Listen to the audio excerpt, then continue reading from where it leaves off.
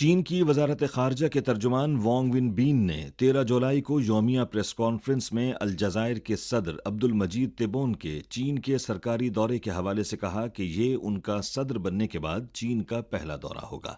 دورے کے دوران چینی صدر شی جن پنگ ان سے ملاقات میں چین الجزائر تعلقات کے مستقبل کی ترقی کا خاکہ مشترکہ طور پر تیار کریں گے اور مشترکہ دلچسپی کے بین الاقوامی اور علاقائی امور پر تفصیلی تبادلہ خیال بھی کریں گے۔